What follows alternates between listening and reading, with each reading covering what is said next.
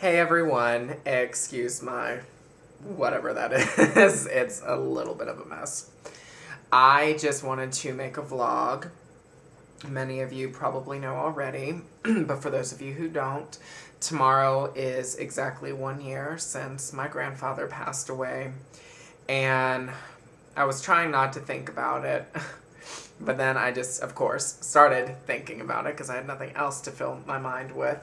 And I just started writing on my Facebook. I wrote a note, and I don't know if I can really talk right now, but I am going to read the note to you guys just in case you don't have Facebook or don't have me on Facebook, just to kind of express how I feel right now.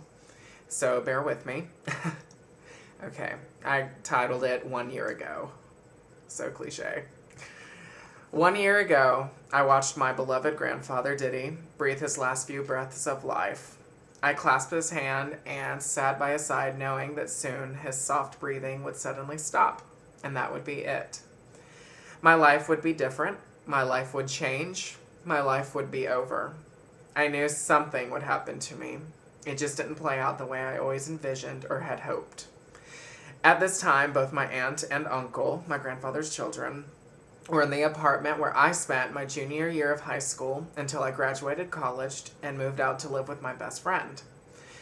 When I thought about Diddy passing, I selfishly always hoped that it would just be he and I. I also morbidly wished that I could die along with him so I wouldn't have to bear the loss of another parent, loved one, friend, you name it. I spent hours just watching him, remembering every line in his face, promising myself and him that I would never forget all he did, all he showed me, and all the love he gave me when nobody else could or would. He was the most special person in my life, and here I was watching him leave me. When I couldn't bear to look at him anymore, I left. I left the room, went home, got on the internet, and did whatever else selfish young men do to take their mind off the most important person in their life. I remember receiving the call from my aunt, who simply said, "Honey, he's gone. He's gone." Just like that. I just stood there knowing that I wasn't there to be with him during his final moments. I got in my car, drove to the apartment, and the image of my aunt hugging him is one that I will always remember. And the image I have when she walked up to hold me while my grandfather laid in the bed, breathless, is one I will never forget. It took me back to 1996, when I remember Diddy had discovered my mother, Denise, had died, alone. He simply told me then, "Your mother is gone." We all know what that means physically, but we can only hope to understand what happened spiritually, cosmically, whatever. Looking at my Diddy just reminded me of my mother, and now that chapter of my life was closed. I am no one's little boy anymore. It's not that I have done anything remarkable thus far to want to be acknowledged by my parents, but what I would give to be able to hold them one more time, tell them I love them one more time, so that they could hear me and say it back. I typed this crying. I was crying at the time. Not really knowing the point of the note, other than to perhaps inspire people to let others know, to let the others you love know right now, right this moment, that you love them. So much of my life, I feel, was stripped away, and I won't get it back. I am fortunate enough to have the memories that I can vividly recall at any moment, but there is no changing the past. I can only hope to better the future with everything instilled in me from my family, and specifically, my Diddy. I love him more than anyone I have ever loved. I miss him more than I could ever miss anyone else. I long to be with him and the rest of my family, my mother, my father, my grandmother, my brother, more than I think most of my friends could ever realize. To be truthful and selfish, yet again. I truly wanted to be alone with my father when he died so that I too could die. Just end it right then and there. Life didn't feel worth living if you can't have the people you want in it, physically. But a year has passed and I'm still here. I've moved. I work full time. I smile every day. I come home to a house full of cats and color. And I'm content. How damn selfish of me to think of ending my own life when I have seen firsthand how meaningful life is and how hard losing someone you love is. I'll never be the same, and days like today only remind me of how empty I truly feel. But the emptiness is derived from the happiest 22 years of my life, starting with an old fart who said, "I'm going to hang on to you for as long as I can." And he did. 22 years of my life shared with the best grandfather in the universe.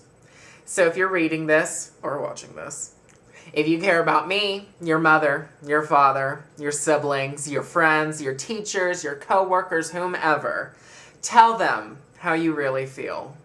It's better to show love every chance you get than make the mistake of letting love be unheard, possibly forever. That's totally my line, by the way. My grandfather loved me, and I love him.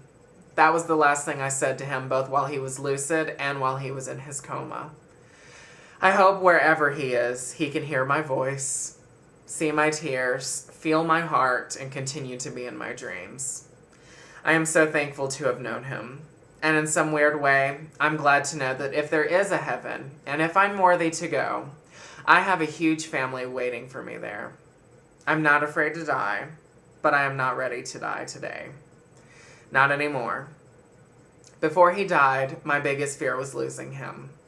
My biggest fear now is that I'll live however many years God, or whoever you want to call it, I say the big octopus in the sky, keeps me here, and I'll find that my family is nowhere to be found, that they and I are lost forever, and that everything I and anyone else goes through won't be worth a damn. I pray that's not true at all. And that is certainly the case. That's where it ends. I do have a fear. It's not of dying. I know a lot of people are afraid to die, because I know that in heaven, if we get to reunite with all the people we've lost and loved, then it'll be the most wonderful experience of my life. But I know that ending it now would be a slap in the face to not only my grandfather, but to everybody else who ever did anything nice to me. And that's not fair. And I know that many of us probably know people who have ended their own lives. My father was one of them. My father committed suicide, and for years I hated him for that. I hated God, I hated my family, I hated everybody that ever touched my life that died and left me. But that is the name of the game.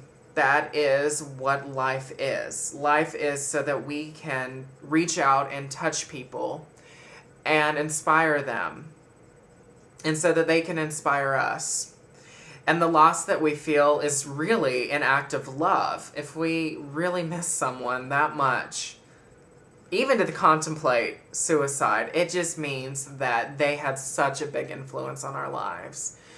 And what better way to show them, if they are able to watch us and watch over us, how much we love them by spreading that love around. I am not the front person for all things nice. Just tonight, I made a nasty comment to two boys that were walking by who made a nasty comment to me. It happens all the time. I don't know why I let them get the best of me, and I don't know why I react that way. I should just be like, you know what? It's okay. Because somewhere out there, there are people that love them. And there are surely people out there who continue to love me.